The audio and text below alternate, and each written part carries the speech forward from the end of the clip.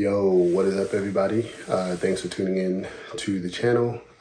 As usual, please be sure to like, click, subscribe, share with your friends. This channel's very new.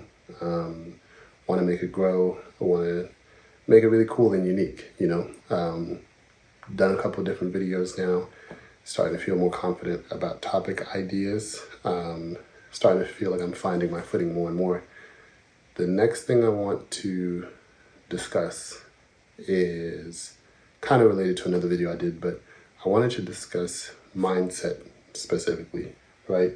There's a saying, as a man thinks, so is he.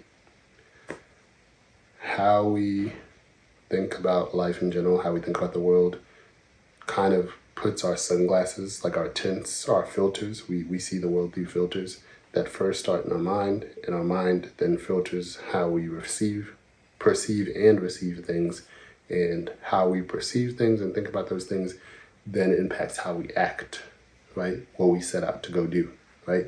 And of course, literally being that typically you get money from working, from doing something, quote unquote, that then dictates that your thinking and what it makes you do is most likely going to impact what you earn, how much you earn, how you earn it, right?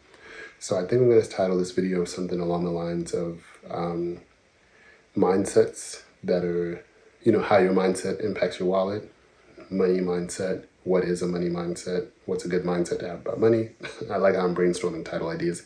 Or I might title it, but I want to be honest, I want to be authentic. I might even title it 5 mindsets that are keeping you broke, So let's just dive into them and see where it happens. The number one top thing that is impacting your wallet right now and your perception of money is trading time for value. The idea that how much you could do, like how much you can clock in and be on the clock, how much you could be in the car delivering if you're a delivery driver, how much you can be on the go, if you do a job that requires you on the go, how much you could be at the desk. That your time is directly equivalent to the money you're going to make. If that's the position you're in, like most of us, there's no shame in that position. If that's the position you're in and that's how you view money, that you have to trade physical time for it, your earning is always going to be capped by how much you can clock in, right? That's a very weird and ironic thing that I think I touched on in the introduction to this channel, that quote-unquote wealthy people work smarter, not harder. But the majority of us are not wealthy. The majority of us work hard. And we're going to work ourselves into higher positions that require us to work harder. And that's how you end up with things like burnout and things of that nature, So you have to realize pretty quickly that trading physical time for money, of course, even the wealthy people, the smart people, and the people who build systems and build companies that run on autopilot because they have managers, the people who do all these different things where they get to that good place, of course, they still work as well, too. But how much they earn is actually not directly correlated to them sitting at the desk. It's actually tied to the quality of the work they put in for those few hours. My 4 hours in the week, let's put it in a better way. My 4 hours at the job site are very different from Elon Musk's 4 hours at the job site.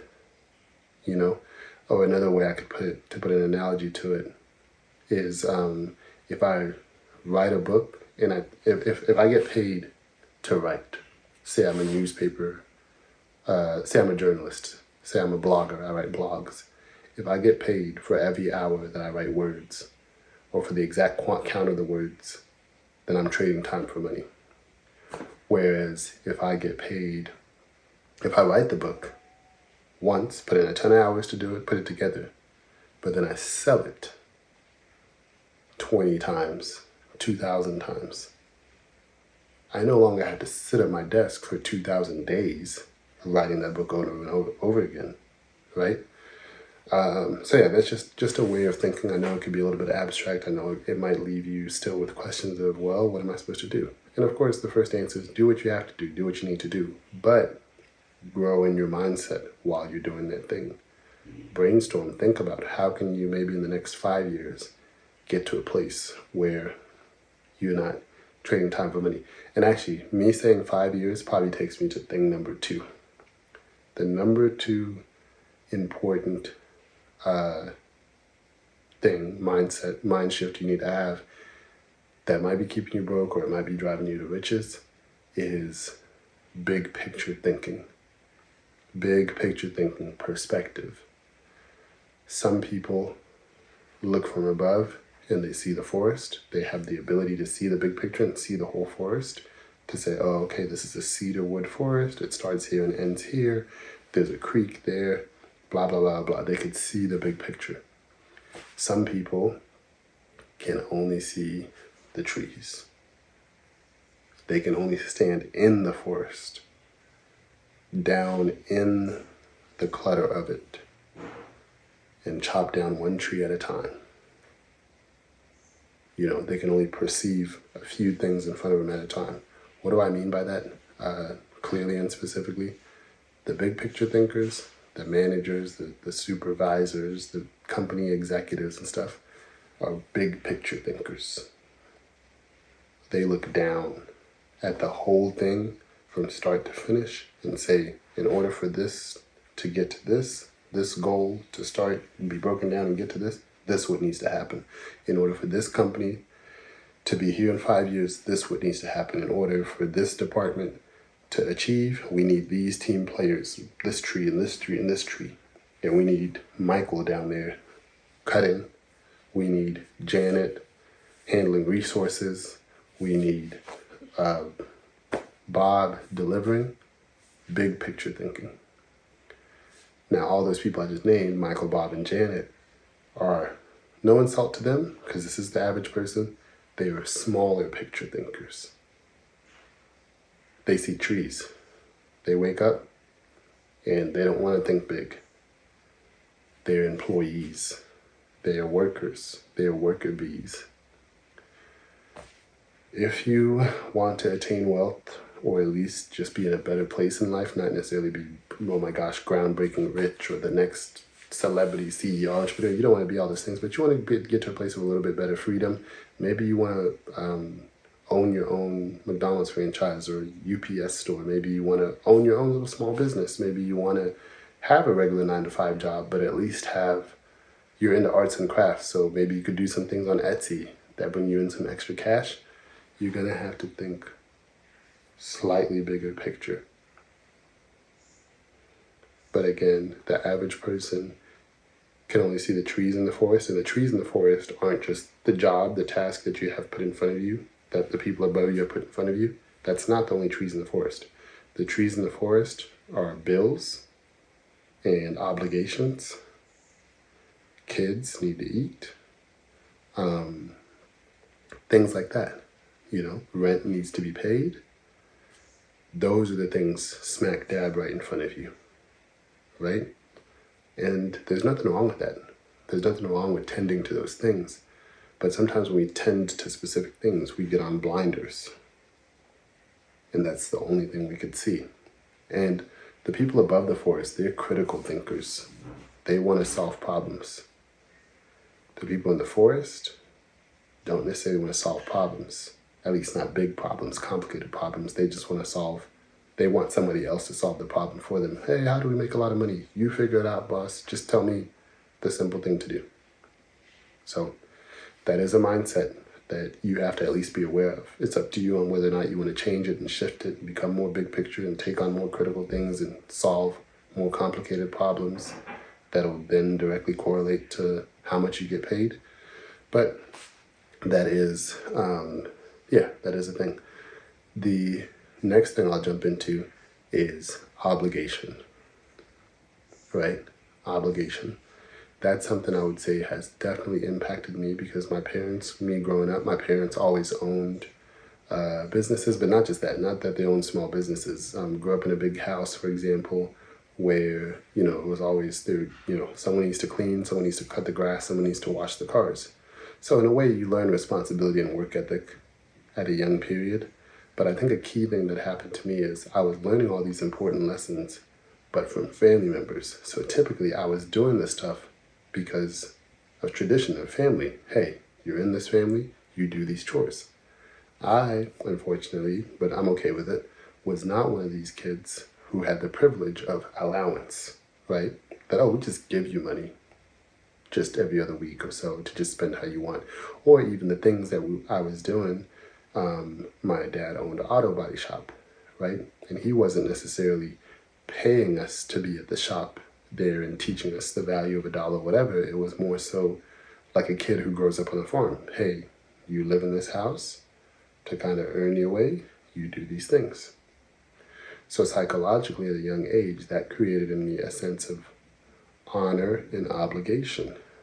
That to honor the family and to be a member, and this is what I do, I am obligated to do it. I need to do it, and I need to not complain. I don't need to question it, and things like that. Well, those mindsets make a really good employee, potentially.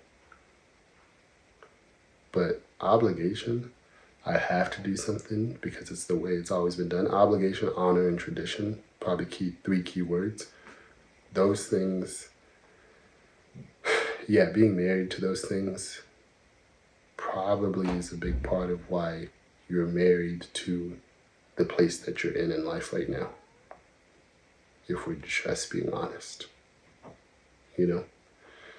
So, yeah, I think those are three good ones. I meant to do a long list, but I know I've already been talking kind of long. So I'll say that. I'll add like a bonus one, and this will probably be the last one. But it already goes to something I already said before. Right now we're in the beginning of 2024, right? And January is almost over, but January means a lot of people are being hit with their reality of their quote-unquote New Year's resolution. Did you really come into 2024 hitting the ground with those goals that you set? Now that a whole month is almost over, are you keeping track? Are you on track? Are you on pace to meet those goals? They use an acronym, SMART, SMART. SMART, specific, measurable, attainable, realistic, and timely. Are your goals, when it comes to finances, business, weight loss, personal goals, are they realistic? And that's what I want to close on, is the reality of your mindset. Are you realistic in the things that you think? Or are you overly ambitious? Right? 2023, fireworks are about to go off. You're celebrating with your family over the holidays. Hey, what's your goal going into 2024? 2024, I'm going to be rich. Right? Probably one of the most popular New Year's goals and New Year's resolutions for people is that they're going to be rich. Well, if you had a timetable, again, if you develop an ability to see the bigger picture, you're going to have to really extrapolate every single little nuanced step that it's going to take for you to be rich. And that's so vague, right? That's so vague. Oh, I'm going to be rich. How about, instead of saying that, you get more specific and you say, I'm going to earn $5,000 a month. Right now, I earn $2,000. So this is what it's going to take for me to earn 3. Maybe I need a promotion. Maybe I need to buy and resell things online. Maybe I need to work a night shift or a weekend shift, you know? And I'm not, I always want to remind you guys on here, I'm not a big proponent of burnout culture. I'm not a fan of people getting burnt out. I've been burnt out. It's not fun. Being burnt out is not fun. So if you really watch all this content, never feel like I'm pushing you to do way more than you need to be doing. What I'm trying to push you to do is to think differently in like little ways. And hopefully those little ways compound, you know. In investing, they always talk about compound interest. I want thinking differently to compound for you guys and get you guys to a better place of operating, get you guys to where you hopefully want to be, you know. So that is what I've got for you guys for now. Hopefully that's all clear. But yeah, I'll see you guys on the next one. So thanks for tuning in. Peace out.